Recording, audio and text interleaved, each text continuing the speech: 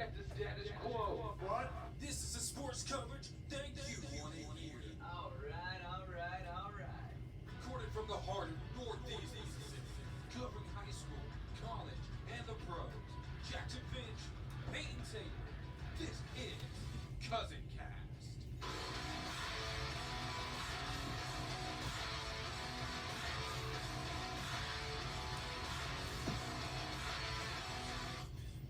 What's going on, everybody? Hi, I'm Jackson Finch along with Peyton Taylor. We've got another episode of Cousin Cast here on this Thursday edition, which is going to be a jam-packed episode. We have so much to talk about. We want to shout out to all of our YouTube watchers right now. We hope you guys are enjoying this in mostly our home studio here at Northeast Mississippi Community College. This is where we record most of our stuff. Peyton, tell them what's going on, man. Hope you guys have had a fantastic day and a fantastic week, and want to welcome all the people watching our second episode here on YouTube. And I don't want to. There's a lot more I want to do with the videos, but after I got done editing, I watched it. We appreciate everybody that listens on Anchor and Spotify and Apple Podcasts, but if you're not watching on YouTube too, you're missing out, because it's fun to see us, talking about whatever we're talking about, seeing it live in person. There's something different about it. Yeah, and we were talking today. We're gonna try to branch out a little bit more on that YouTube. I know we've said that before, but we're really trying to branch out on that YouTube, and you really use that as one of our platforms, to get our podcast out to everybody. Watch for 60-second reaction videos. That's something we're gonna be starting this year. Whenever something big happens, there was some big stuff happening today, but we figured we would instead just wait for the episode, drop that. But watch out for those on all of our social media and YouTube platforms. Watch out for those reaction videos, because anything big that happens, we will get that out. And there's been a lot that has gone down and a lot we need to get to. But first of all, let's start off with kind of the biggest story. And that big story to me would be the Titans. They knock out the Ravens, the number one seed in the AFC, and now they are one game away from moving to the Super Bowl. Titans fans are pretty used to being just 1 yard away, one game away. They're used to that. But, it's just surprising to me how well this team has played in January. And they've been hot, obviously, for the past 6 to 8 weeks. But, man, they're just playing – they're maybe playing the best football that's being played in the NFL right now. Yeah, Derrick Henry and the Titans are just kicking into another gear during the NFL playoffs right now. They're just doing everything they want to do on offense and getting by on defense, with their defense playing very well as well. And just you seeing the Titans go this far right now, it's kind of cool from a fashion that they're in Nashville. They're the closest team to us. I'm not sure if Nashville's closer and Atlanta's closer, but a local team like that, it's kind of cool for us living in Northeast Mississippi to see a team like that, who the Titans aren't. I mean, they've been good recently, but they haven't been the best team. But to see them put on a run like this is kind of special to watch. They've been, in a word, they've been perfectly mediocre. Yeah. And but Mike Vrabel, give him credit. Give Ryan Tannehill credit, stepping in with Mariota. They decided that a change needed to be made. He has played outstanding ball, even if he hasn't put up major stats. He's done what they need to do. He's managed the game and took enough pressure off of Henry. I mean, Henry has set the franchise record for most rushing yards in a game 2 weeks in a row. Yeah. And that's just outstanding. Yeah, but the crazy thing about Derrick Henry is that we all knew he was good, but nobody really saw this coming. He is just dominating the game. I think you would have to call him a top 3 back in the NFL. Absolutely, especially at the moment right now. Absolutely. You would have Derrick, in no order. You'd have Derrick Henry, and then you could make an argument for the last two. Out of the other two, out of the three, Christian McCaffrey, Saquon Barkley, and Ezekiel Elliott. And I think that's your top 4 running backs in the league. Dalvin Cook also needs to be thrown in there. Could we talk about Derrick Henry making a late push for MVP? Probably not, just because he did lead the league in rushing. But, they wrap up those votes before the first playoff game. If it went into the playoffs, he'd have a legitimate shot. But leading the league in rushing, that's always impressive. But 1,500 yards is not going to do it, especially with the year Lamar Jackson had. Yeah, and it probably will end up being Lamar Jackson. All credit out to Lamar Jackson. He had a great season. But like you said, if the MVP voting pushed it over into the playoffs, I definitely think we would see a late push by Derrick Henry for that award. Now, here's the question. Did you watch the Titans Ravens game? Did you get to watch I went on and off. Okay, so what the Titans did, they clogged the middle of the field and forced Lamar and Ingram. I don't believe Ingram played, but They forced receivers, backup running back, Lamar. They forced everything to the outside where their corners and defensive backs could make plays. And it worked. I mean, Lamar was pretty much stifled. Yeah, I mean, his passing stats looked decently impressive besides the 2 interceptions, but he threw the ball 51 times because the running game just was not working.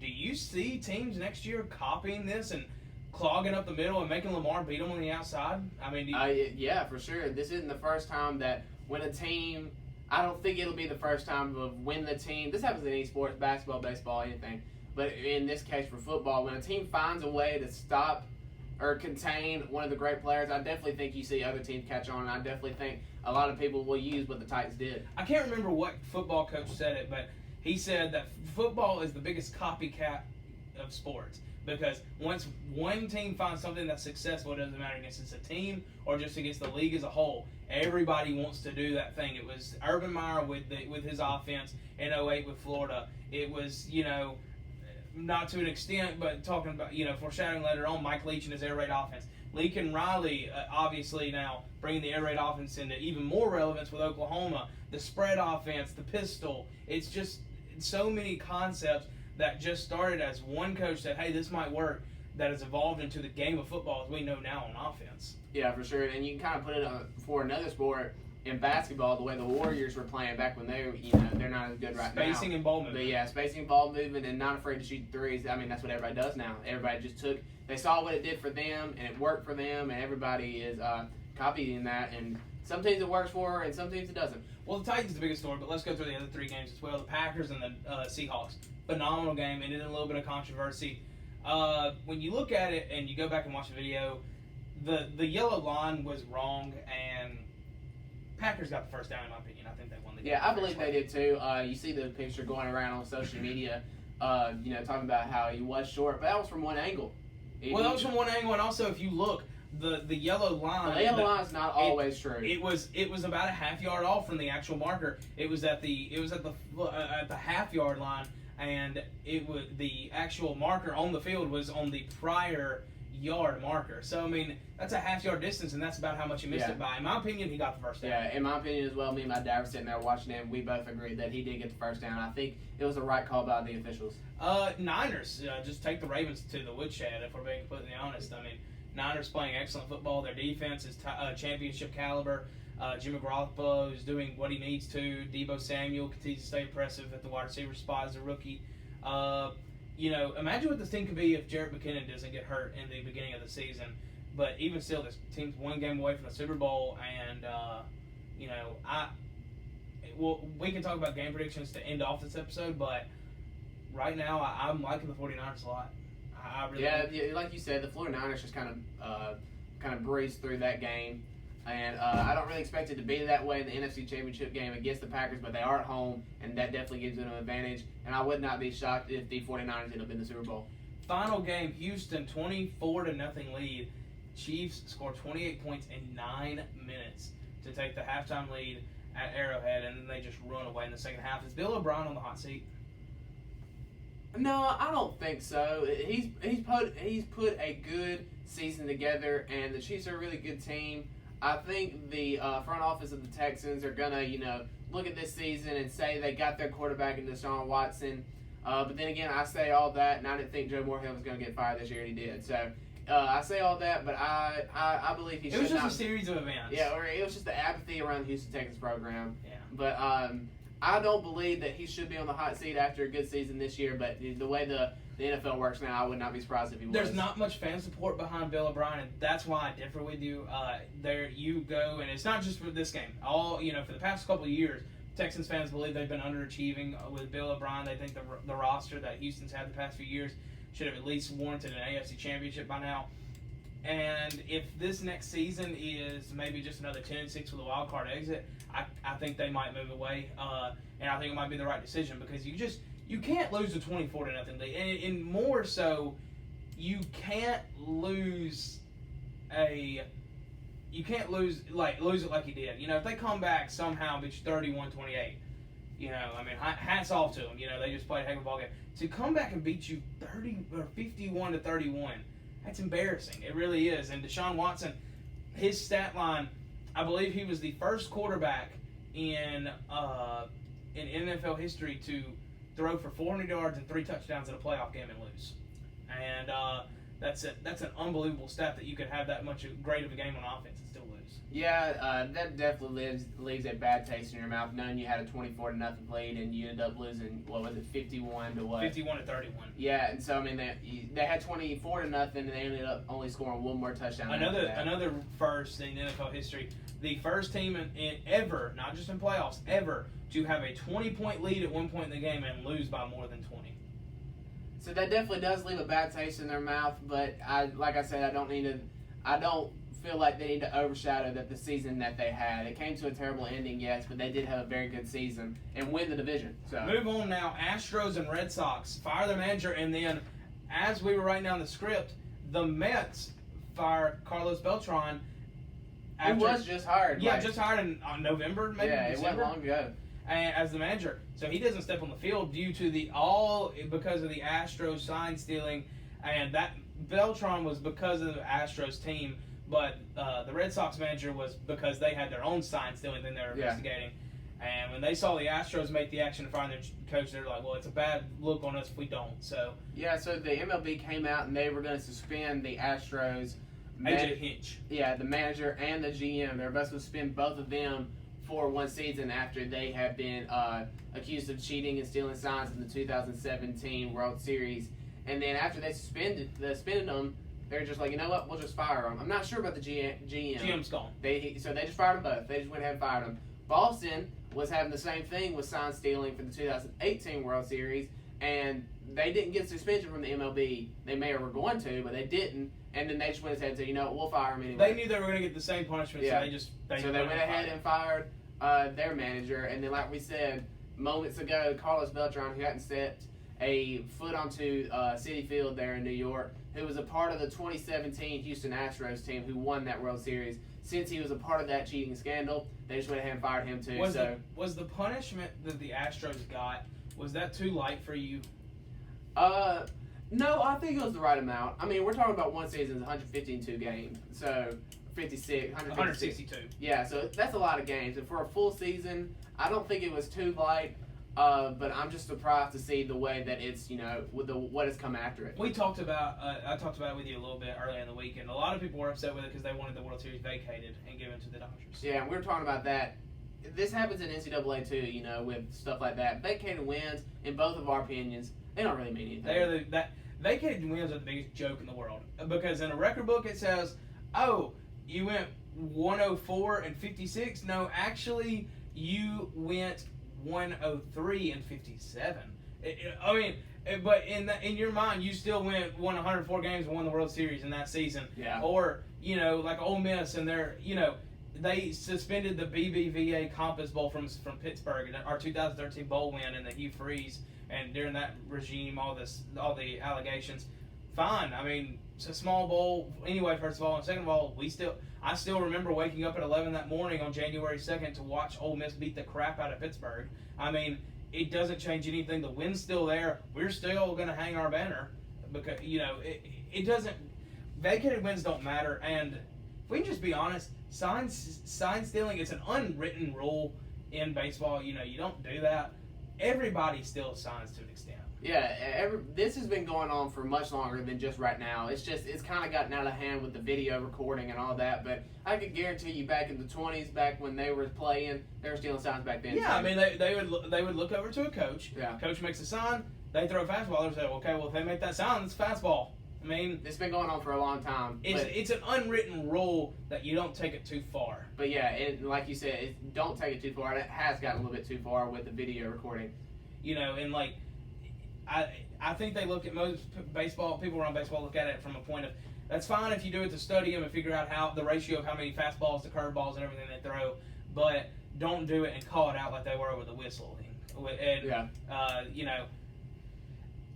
in my opinion, I'm like you. I think the punishment was right. I mean, you could have vacated the World Series, but I mean, So what? But Players still have the rings. You look at the MLB punishment, and it's gotten so much worse since then with all the firings. So I guess the We talked MLB did about their job. This could be one. This could go down as one of the biggest scandals in MLB history, just because of the immediate ramifications that have came from it. I mean, 3 managers have gotten laid off in 5 days because of this scandal. I wonder if we'll see just any more. I mean, I wouldn't be surprised if anything else happened after this, the way, all the firings. I'm not saying anybody will get fired, but I could definitely see something else happening. I think right now it's good, but I wouldn't be surprised if another team makes an allegation against somebody, because of these things.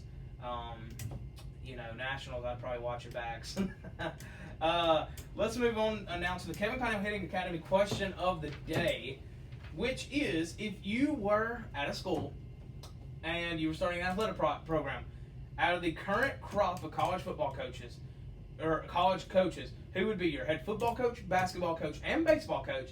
And also, where would your college be? What would its mascot be? And what would its colors be? You want me to go first? Yeah, you go first. I'm going to keep it, for region, for my city, I'm going to keep it local, and I'm going to put Nashville, or a suburb around Nashville. And I want that area. For my football coach, I want PJ Fleck, young and upcoming coach. Wow. Yeah, so that's what I want as my football coach. Did I take your coach? No, you didn't. Yeah. But I'm going to need Blake Long. If Blake Long can hear us in the other room, I need you to come in here for a second. He can't come in here. No, he can come in. He can slip by. Or he can poke his head in at least. Yeah, Blake. So here's the thing.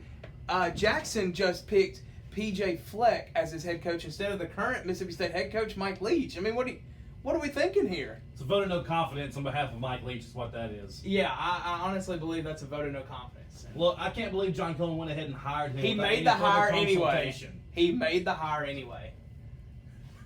Thank you. Oh, man. Anyway. Blake Long, class act here. Class act, no doubt about it. But all jokes aside, knocking of the camera around, let's get back to it. But go ahead, PJ Fleck. Yeah, and I agree. PJ Fleck's a fantastic head football I coach. would put PJ Fleck as my head football coach. As my baseball coach, I'm sticking with the Bulldogs, Chris Lemonis, another up-and-coming coach. I think he's doing an excellent job, excellent recruiting job. For basketball, that was a tough one. I feel like I want to go, since I've gone 2 young and upcoming coaches, I need to go one that's more established. I'm going to go Bill Self at Kansas. He's a proven winner. They have gotten in some trouble there at Kansas, but I'm going to go Bill Self. And don't I need to pick a mascot? Yeah, mascot and colors. My colors are going to be purple and gold, because I like that combo. And then I'm going to be The Lakers. the Eagles. I don't know. I'm just kind of Eagles? Just kind of guessing. Well, you're stealing mine. I'm the Eagles. I came Okay. from a high school of Eagles. Okay, so you can keep Eagles, and I'll be the That's my domain. I guess I can be. Trying to think. You keep on going. I'll come back to the Okay, mascot. well, I would put 1 and 2 below. I want a third major Mississippi college. Yes, I just threw some major shade. I want a third major Mississippi college. The Tupelo Eagles, we would be red, white, and blue. America. Our mascot would be a bald eagle with an American flag in its mouth. It'd be absolutely beautiful, on the pole, so he's not like defacing the flag. Head football coach. At head football coach, I was probably gonna pick PJ Fleck too. That was an excellent pick. I just heard him. Sorry. I would pick Dan Mullen. Okay, Dan Mullen is I'll give you that. Yeah, I mean, Ole Miss fans despise him to a point, but you can't deny he's a fantastic football coach. Yeah. He's the only coach in his first 2 years at a school to win back-to-back New Year's Six bowl games. Simply fantastic. Dan Mullen's my head coach at my school. Good pick. In baseball, I would. There's just so many choices in baseball. Yeah, and I'm not the most familiar in baseball Yeah. coaches' names, if Yeah. I just be completely honest. But I would take Louisville's head coach, proven winner over there at Louisville. Yeah. He consistently hosts regionals and sometimes super regionals. He's just a great recruiter, and I believe he's actually an Ole Miss alum. I'm not sure about that, but I believe he is. I'm not too sure. But either way, he's a fantastic head coach. That's who I'd be rolling with baseball. And then in basketball, I'd stick with Kermit. I really would. I think Kermit is doing a great job at Ole Miss. So I would give him a very handsome offer to come coach Yeah. the Tupelo Eagles. Definitely good pick. The Louisville head coach is Dan McDonald. McDonald. Yes, McDonald is his name. Dan McDonald. Something like that. Okay. Well, I would take Mr. McDonald, if that's his name, to be my head baseball coach. He played at the Citadel. Citadel. He Hey, did. Connell. He coached at Ole Miss. He coached at Ole Miss. That's Yeah. what I thought. Yeah. So, what did you ever decide on a mascot? I mean, you can be the Eagles too if you want to. No, I'm not gonna be the Eagles. I'll be the Hawks. The Hawks, another Union County mascot. Nice, very nice pick.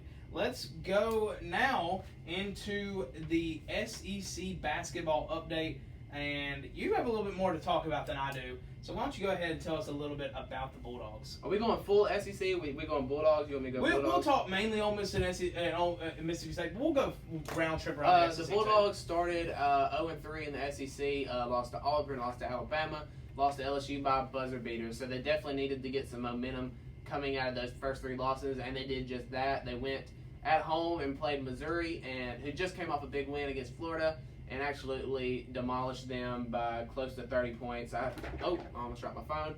I think the final score is like 72-49, something like that. So they definitely got some momentum. It was good to see Tyson Carter come in. I think he posted like 15 points. So it was good to see him finally get some Off the momentum. bench. Yeah, good to see him finally get some momentum because he had been in a slump.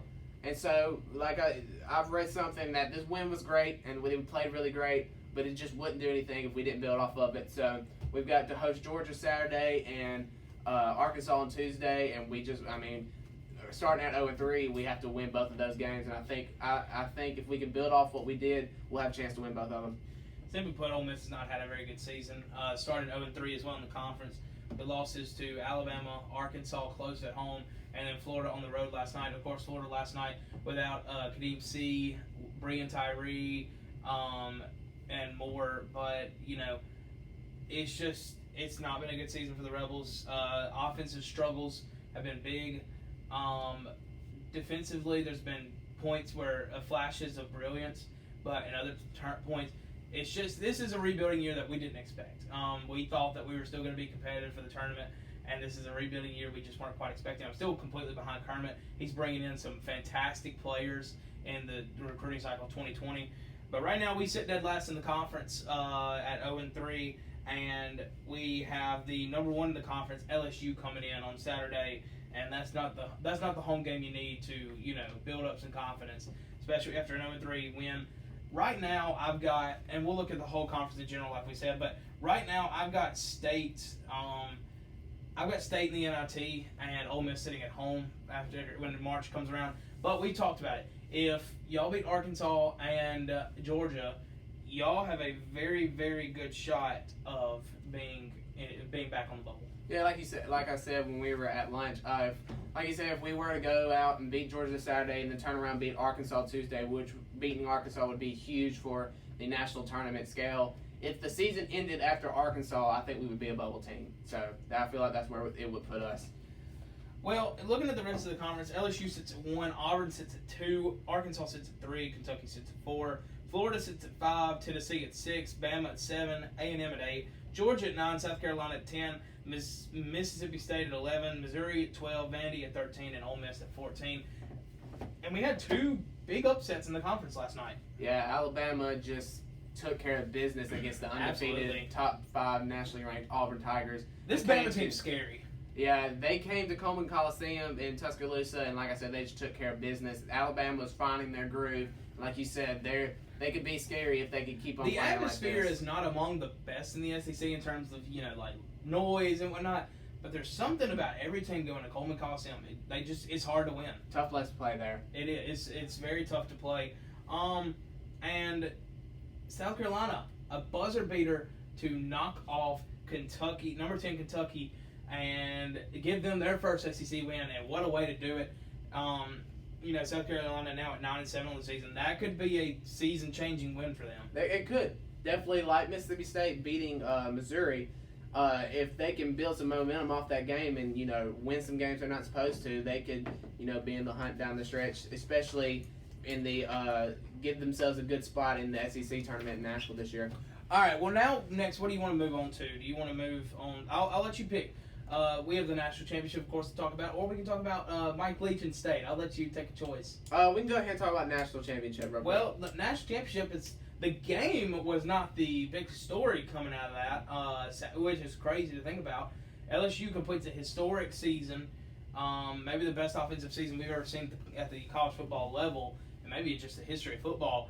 Let me ask you, Jackson, is this the best college football team of all time? I mean, there's been, there's a lot to support it, multiple top 10 wins, an offense that scored more than literally anybody else in FBS history, and a defense that proved their worth the other night against Clemson. I think they're the best team I've ever seen. Now, I can't go, on record to say they're the best team in history because I didn't see anything that happened in the 7s and the 80s and the 90s or whatever. But since I've been alive and since I've been watching, the team that won, the LSU Tigers that won the national championship the other night, is the best team I've ever seen. I agree with you I agree with you for the most part that, I think that's a great point you made. We don't, obviously we didn't experience the teams of the 90s, the Nebraskas of the 90s, those teams that were just simply fantastic. We weren't old enough to remember 08 Florida, who was fantastic, or remember them in depth at least. But I would say they're probably the best team I've ever seen.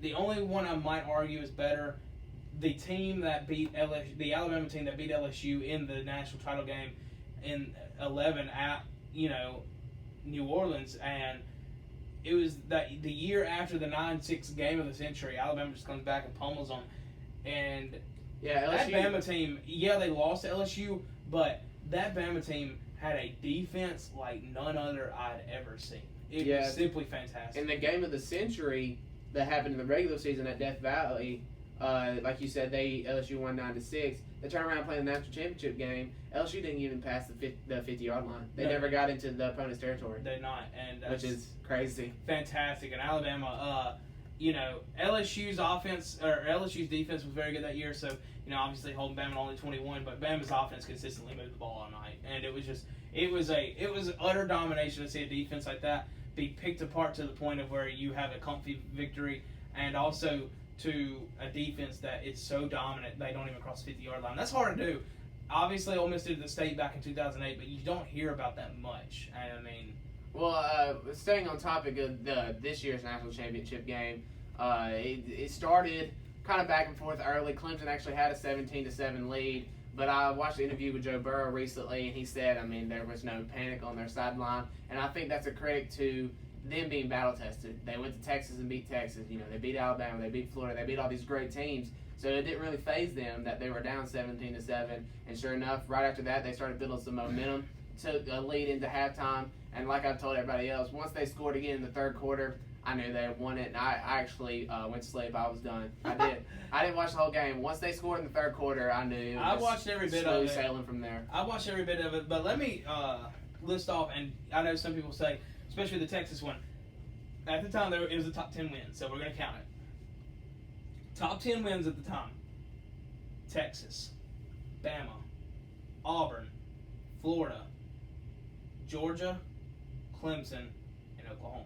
7 of their 15 games was against top 10 opponents. And let's look at that. Texas on the road. Alabama on the road.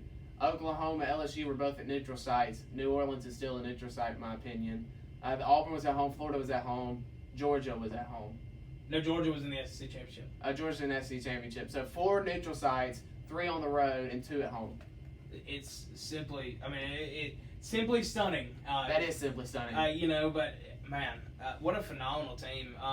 Hats off to them. But and I said the bad thing is, the story of the night is not about the national championship game. The story of the night is Odell Beckham Jr., which of course, why wouldn't it be? With the things that have came up with him in the past comments. But first of all, giving money, and this is not just alleged, straight up a video of him giving about $600 to Justin Jefferson after the national championship game. I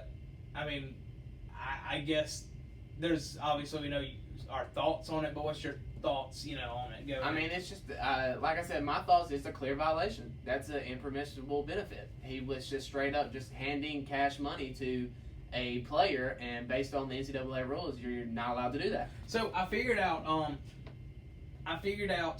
You know, you're asking me the beats. Are they not a violation? I remember Wes talking about Yeah, that. because let's say he gave the whole team a pair of beats before the game. Mhm.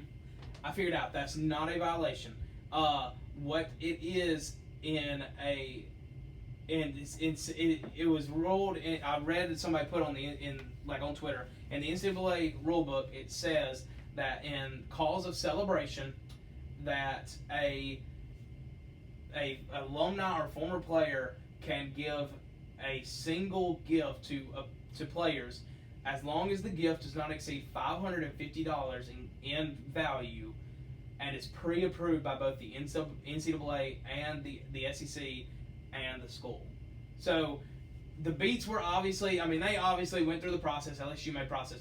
They obviously couldn't have pre-approved the money, but so that's a clear violation. LSU tried to come out and damage control and say it's fake money, and then Joe Burrow comes and kind of in a kick to the face to LSU, and it's not like he really meant to, but he's more protecting himself. He said I'm not a college athlete anymore. Yeah, they were real money. It was real money. I got real money, and so now LSU is going to do damage control. They admitted it was real money, and they're investigating it. So we'll see how this goes. Yeah, we'll see how that goes, and just Memphis is going to get hammered for this. somebody is. It's not going to be LSU. It won't be LSU, but somebody's getting hammered. Mississippi Yeah. State better watch out, honestly. Everybody better watch out. Everybody that's not a blue blood, they're on high alert. Missouri died for this. Okay. But and then OBJ, Another thing happened. an arrest warrant is issued for him today, and get this, slapping a police officer on the butt. Welcome to 2020. I saw the video and I was just like, what is happening right now? And I see a lot of people saying, oh, that cop's just making a power trip, and and it might be a little bit of that, but the law still does clearly state you don't lay a hand on a police officer. You don't do it. Especially, I wouldn't try to lay a hand on the butt. No, yeah, that is warrant for that's cause for a battery, accusations. Honestly, we're going through all this and I don't see much of anything happening. I just don't. He'll spend a night in jail. He'll get booked. He'll spend a night in the county jail in a cell by himself. He'll pay bond, and then when he goes to trial, he'll plead guilty, and he'll have 40 hours of community service. If that's not the storyline this doesn't take, come back to me. But like my Tennessee take, I'm betting this is going to be true. I'm not saying you're wrong. I just don't think it'll be anything that serious. But for the money and for the arrest warrant. I don't know. But, OBJ makes the press again. Now, finally, let's move into Mississippi State's news.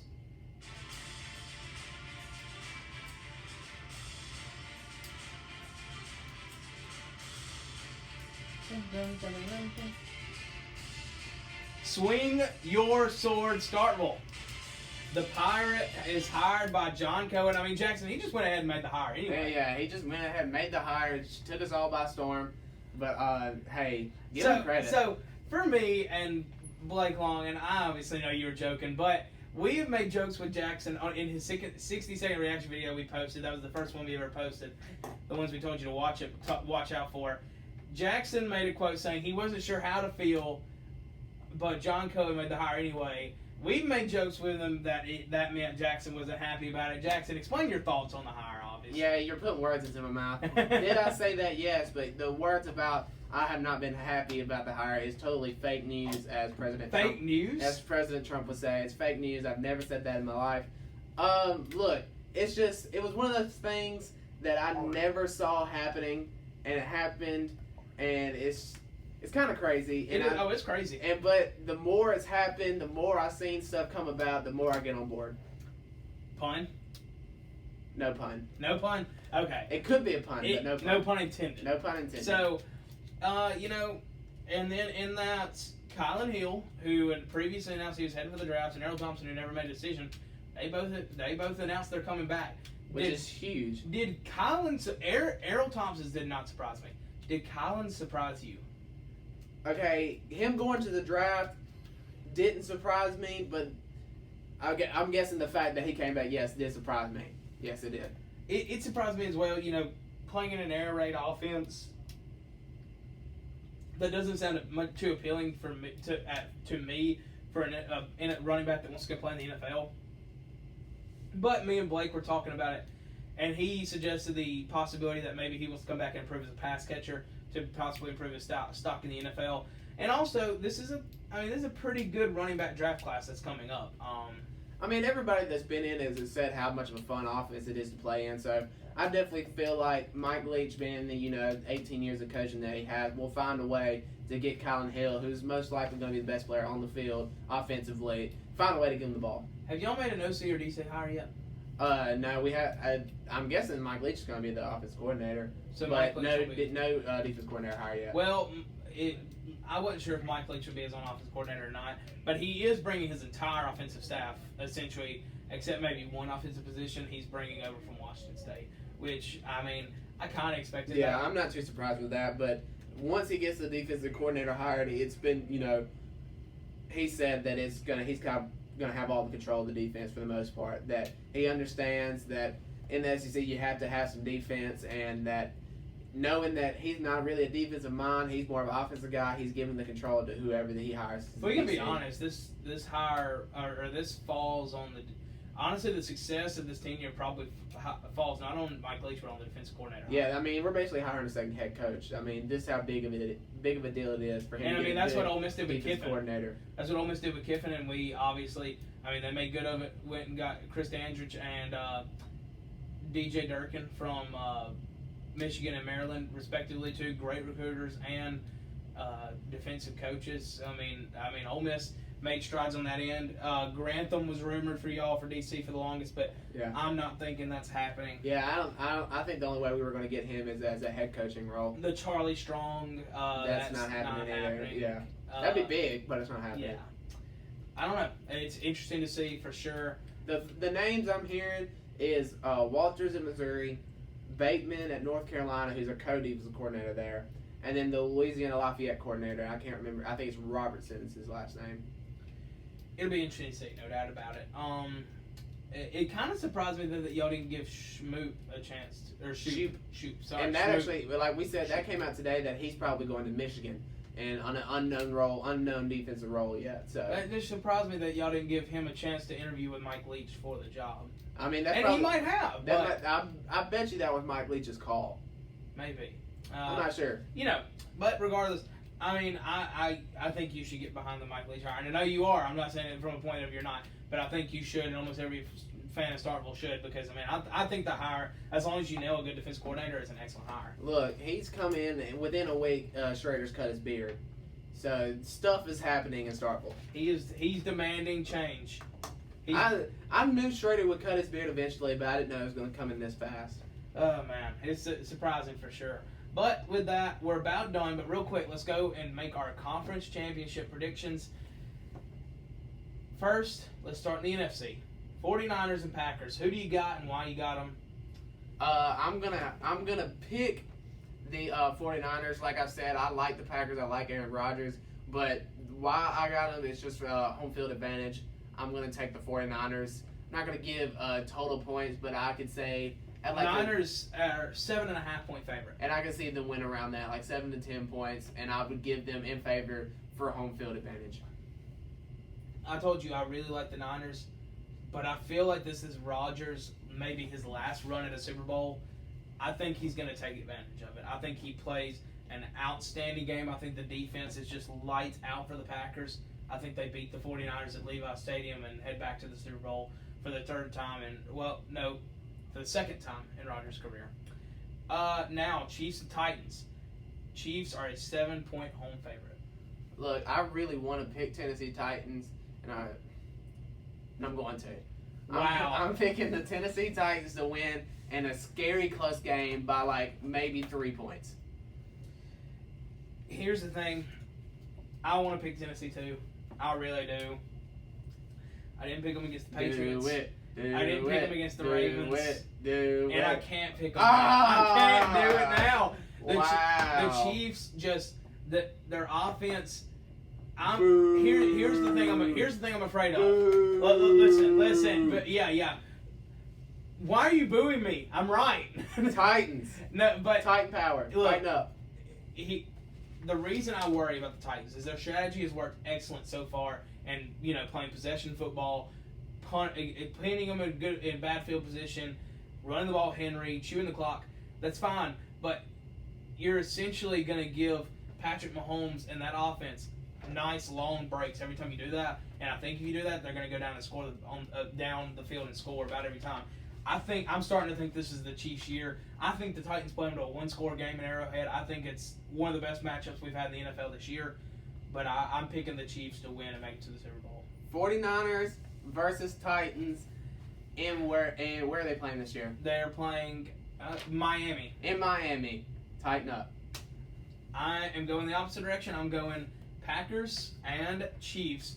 And you'll have to wait for my Super Bowl prediction there. But real quick, because in case, let's just kind of make it fun. Because one of our matchups is obviously not happening. If you had to pick that Super Bowl today, 49ers and Titans, who are you picking to win it? The 49ers. 49ers? I'd pick the Chiefs. That's who I'd pick to win. But anyway, it's going to be interesting if it's Chiefs 49ers because we're going to have a head-to-head battle on that in a couple weeks. But with that, I think that's going to wrap up everything we've got for us. Jackson, do you have any final comments? No, man, just, to make sure to follow us on all of our social media. And for YouTube, we hope you guys enjoyed this this podcast on YouTube. We hope you guys are enjoying it. Make sure to, like and subscribe and do all that good jazz. Absolutely. We appreciate all of you listening or watching. Make sure you subscribe on YouTube. Watch there. And on Instagram, find us at CousinCast, Twitter at CastCousin, and Facebook, search at CousinCast, and you'll find our page. But with that wrapped up, for Jackson Finch, I'm Peyton Taylor. Thank you for listening or watching, and have a blessed day.